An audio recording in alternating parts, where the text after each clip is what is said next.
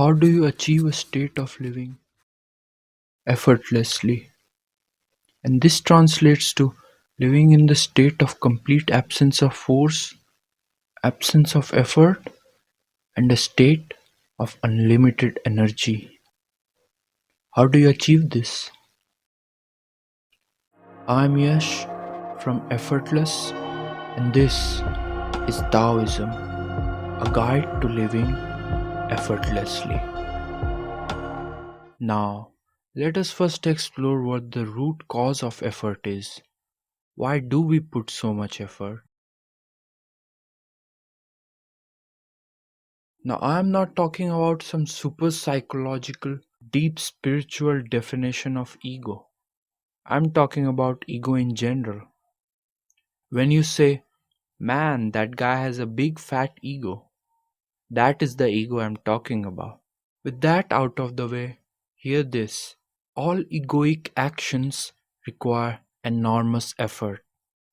Your need to outshine others, your need to be an alpha male, your never ending chase to make more money so that you can buy a better house, better cars, and ultimately level up your social status are all forms of egoic actions.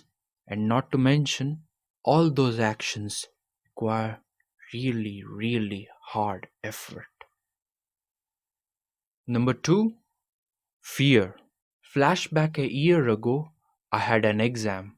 The syllabus was a year long. And guess what? I hadn't studied anything. Then, fear and the whole baggage of doings and anxiety that comes with it. No explanation is needed here. We all have gone through that stage. It's just exhaustive. Number three, escaping emotions. Escaping emotions by the virtue of endless doings, rationalizations, and coping mechanisms like binge watching TV, porn, binge eating, controlling other people, and basically everything that you do to escape yourself is a humongous task. Plus, here's a bonus one, doing that thing that you hate. No kidding, that's just draining. Now you know why people hate their 9 to 5 jobs, returning home all tired and exhausted. Now that all these things that are draining your energy, what should you do? Surrender to the Tao, a call for effortless living. Taoists observe that person can enter a state of body awareness where all right actions happens by itself, effortlessly. The dancer becomes the dance. The poem writes the poem. A dancer or a poet simply gets out of the way, allowing a more higher form of intelligence to come in and do the work. But a temporary flow state isn't what I'm interested in. I'm interested in how you can live effortlessly.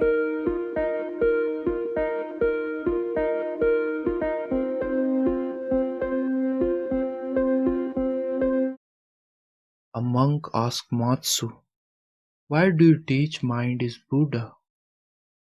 Matsu said, to stop a baby from crying. Monk said, when the crying has stopped, then what? Matsu said, then I teach, not mind, not Buddha. Monk said, how about someone who isn't attached to either? Matsu said, I would tell him, not beings. Monk said, and what if you met a man who is unattached to all things? What would you tell him? Matsu said, I would just let him experience the great Tao. There's a sense of Tao that surrounds the universe, which yet seems older than the universe. We are drowning in it all the time, and yet your mind cannot comprehend it. Your senses cannot grasp it. Your ears cannot hear it. Reach out for it and you'll lose it. Then stop looking out for it, then you'll find it. Tao is like falling from the sky into the ocean with nothing in between, nothing to understand, just the experience. For lack of a better name, that unnameable, unshapable has been called the Tao. Embody the Tao and it will serve as a direct pathway for living effortlessly. The goal of this video is simple. I will simply remove all the blockages that are blocking you from embodying the Tao. And once you embody the Tao, there you go, living effortlessly.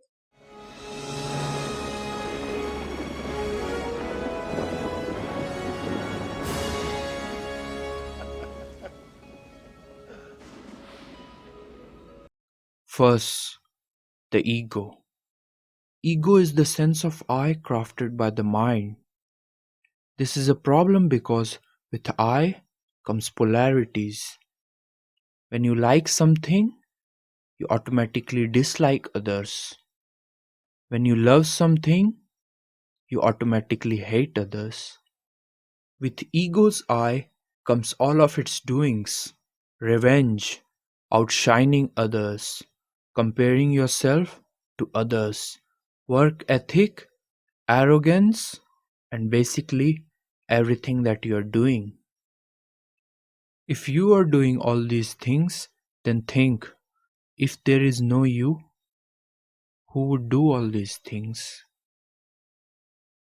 You wanna remove the ego? Just remove yourself.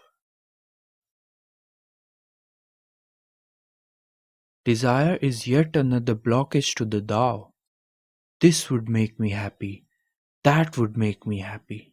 We are always running and always chasing something, and thus completely losing in touch with the Tao.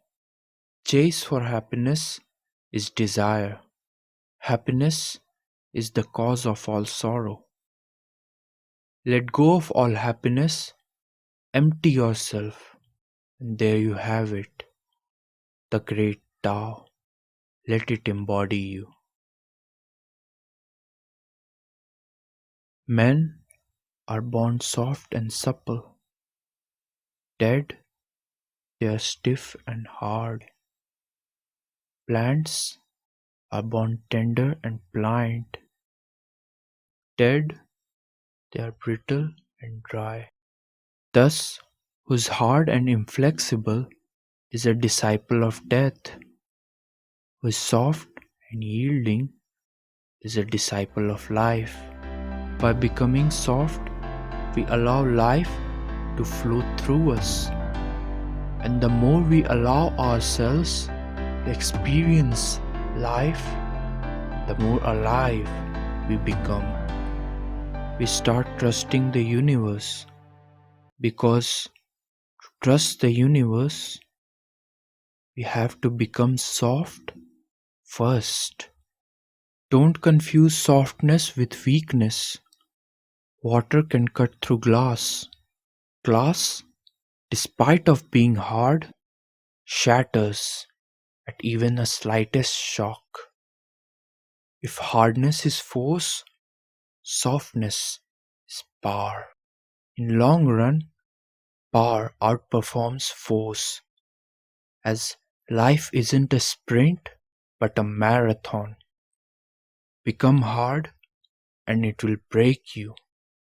Gently join the dance with it, and it will put your broken pieces back together into the wholeness.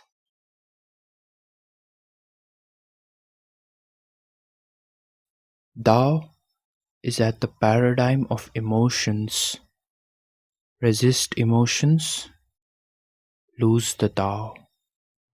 Embody emotions, embody the Tao. When you follow the above, letting go of desires and becoming soft, you may find that uncomfortable emotions that you have repressed since ages come up for integration. Then the same advice follow. Remain soft and allow them as well. Till how long you are gonna do this? Till the end of times. Remember, letting go of chase for happiness, becoming soft, and then allowing the flow of emotions is all spontaneous and simultaneous. We shape clay into a pot, but its emptiness inside holds whatever we want. We hammer wood into a house, but its inner space is what makes it livable. We are after the Tao, but the non Tao is what we use.